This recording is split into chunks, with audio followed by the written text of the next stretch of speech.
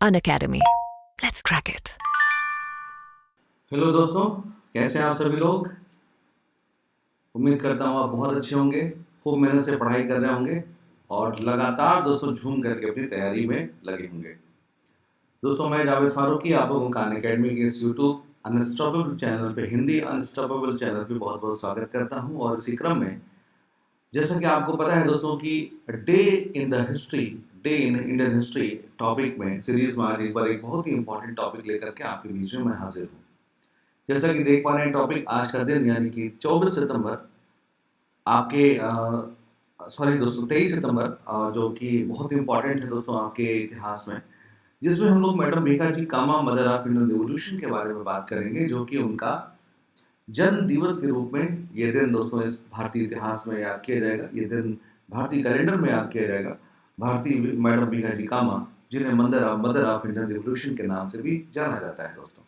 तो आइए इस टॉपिक पर विस्तार से हम लोग चर्चा करें, बातचीत करें, मैडम भीखाजी कामा के व्यक्तित्व के विभिन्न पहलुओं पर जानने की कोशिश करेंगे। स्वागत है दोस्तों आप सभी का। आइए दोस्तों, क्लास की शुरुआत करने से पहले एक बार हम लोग ये समझेंगे कि इस टॉपिक का क्या क्या कंटेंट, यानी कि इस पूरी क्लास में जो हम लोग किन किन पहलुओं पर बात करेंगे। तो इसमें हम लोग सबसे पहले मैडम भीखाजी कामा जी के उनका परिचय, उनका प्रारंभिक जीवन के बारे में चर्चा करेंगे।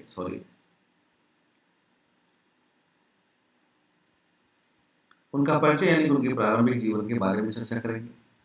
और इसके बाद उनकी राजनीतिक गतिविधियां पे बात करेंगे, उनके कुछ प्रकाशन और प्रचार पे भी बात करेंगे। इसके बाद दोस्तों उनकी भारत से उनके निर्वासन यानी कि विदेशों से का निर्वासन और भारत वापसी पे चर्चा करेंगे।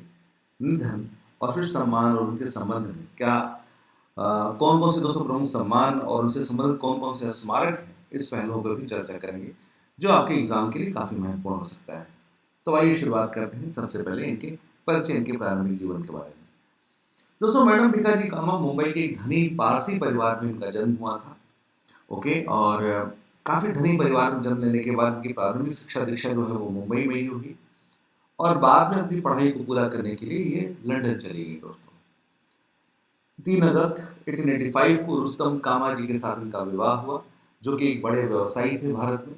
ओके, उनका विवाह हुआ और उसके बाद जल्दी ही दोस्तों ये अपने अपने ये अपनी पढ़ाई को पूरा करने के लिए लंदन चली गई और वहीं पर विदेशों में रह करके इन्होंने अपनी पढ़ाई लिखाई पूरी की। सबसे महत्वपूर्ण बात यह है दोस्तों कि बड़े ही युवा अवस्था से ही ये भारत की स्वतंत्रता के समर्थक के तौर पर जानी गई। ओके, इन्होंने बहुत बचपन से ही इन्होंने अपने दिलों में भारत की आज़ादी और भारत के प्रति एक प्रेम और राष्ट्रवाद को उन्होंने अपने दिलों में पाल लिया। और इन्होंने अपने शिक्षा दीक्षा ग्रहण करने के बाद विदेशों में रह करके इन्होंने विभिन्न राजनीतिक गतिविधियों में सक्रिय रूप से भागीदारी दिखाई दोस्तों।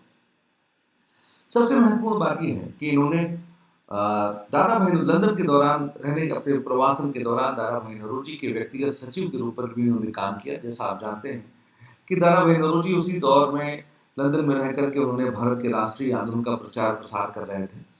और सबसे इम्पोर्टेंट बात है कि दोस्तों वहाँ पे वो इलेक्शन लड़ते हुए हाउस ऑफ कॉमन्स के मेंबर भी बने थे और उन्होंने ब्रिटिश इंडियन सोसाइटी नाम का एक संगठन भी उन्होंने स्थापित किया था लंदन में। उस दौरान इन्होंने लंदन में दादा भाई नौरोजी के व्यक्तिगत सचिव के तौर पर भी काम किया और इस तरह से राष्ट्रीय आंदोलन के मूल्यों और उसके संबंधित अनुभवों को आत्मसात किया दोस्तों। अंतर्राष्ट्रीय मंच में स्वतंत्र भारत की अवधारणाओं को उन्होंने लोकप्रिय बनाया। सबसे महत्वपूर्ण बात यह है कि उन्होंने अलग अलग मंचों पे यानी कि लंदन, पेरिस या फिर और भी जो देश विदेशों में दोस्तों इन्होंने रह करके फ्रांस में रह करके या फिर लंदन में रह करके या फिर जर्मनी में रह करके इन्होंने भारत की स्वतंत्रता को अंतर्राष्ट्रीय मंचों पर खूब ही लोकप्रिय बनाया और भारत के स्वतंत्रता की वकालत करी।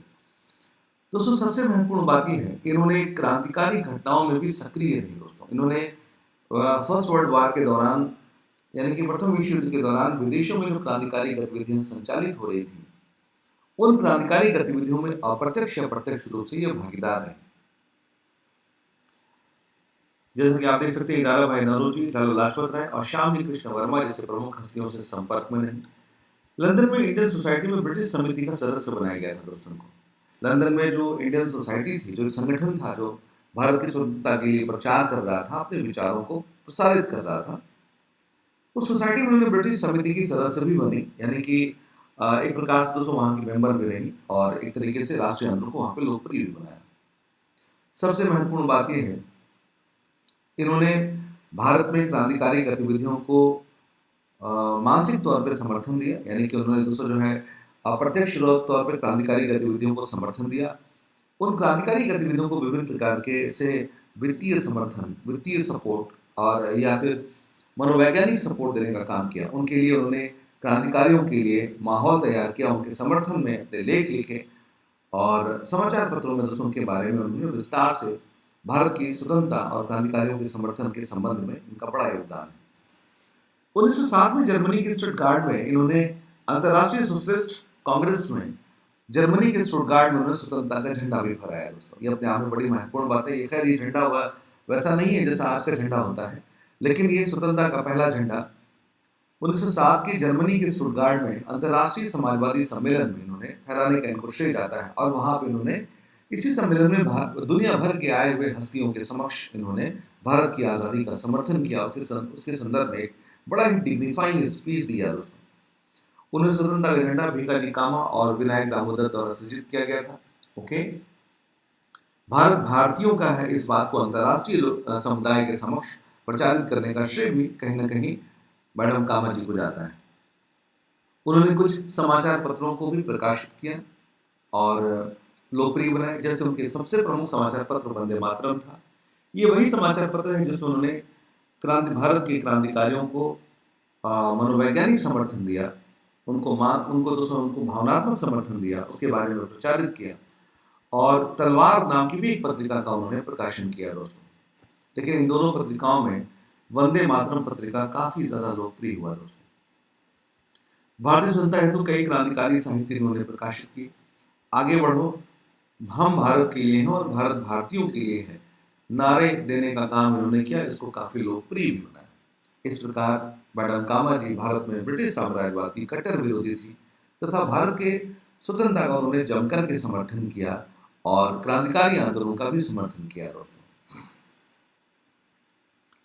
कुछ समय के बाद इन्होंने अपने गतिविधियों को विदेशों में क्रांतिकारी घटनाओं को मनोवैज्ञानिक समर्थन और वित्तीय समर्थन देने और भारत की आज़ादी को एक अंतर्राष्ट्रीय मुद्दा बनाने का, अंतर्राष्ट्रीय जनमानस के समय एक मुद्दा बनाने का इन्होंने लंबे समय तक काम करने के बाद 1902 में स्वास्थ्य बिगड़ने के कारण पुनः इंग्लैंड वापसी हुई इनकी और क्रांतिकारी गतिविधियों के कारण भारत से फ्रांस से निर्वासित हो गई है ना। इनको अपनी इनकी क्रांतिकारी गतिविधियों के कारण ही फ्रांस से इनको बाहर निकाल दिया गया।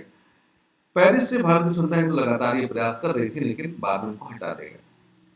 1902 में स्वास्थ्य बिगड़ने के कारण पुनः इंग्लैंड वापसी। इंग्लैंड में भारतीय होम रूल समिति की सदस्यता प्राप्त की है ना। जो इंग्लैंड में भारतीय होम रूल समिति थी उसकी भी उन्होंने सदस्यता प्राप्त की। 1935 में लंबे निर्वासन के बाद ये भारत लौटी हैं दोस्तों और 13 अगस्त 1936 को मुंबई में इनका निधन हो गया। ओके, तो एक बड़ी ही महत्वपूर्ण महान हस्ती का 13 अगस्त 1936 में दोस्तों निधन हुआ।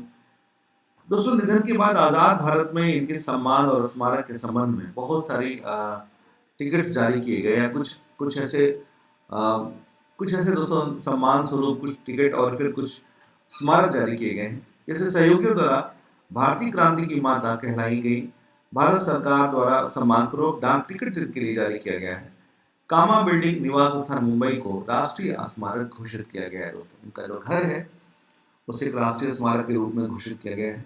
इस तरह से इस महान हस्ती ने भारत के स्वतंत्रता में शानदार योगदान दिया दोस्तों। जब उन्होंने विदेशों में रह करके न केवल भारत के स्वतंत्रता का उन्होंने एक जनमानस के बीच एक स्वतंत्रता का दोस्तों उन्होंने एक विचारधारा रखी, बल्कि क्रांतिकारी गतिविधियों को भी समर्थन देने की वजह से भारतीय इतिहास में ये मदर ऑफ इंडियन रिवॉल्यूशन के रूप में जानी जाती है दोस्तों।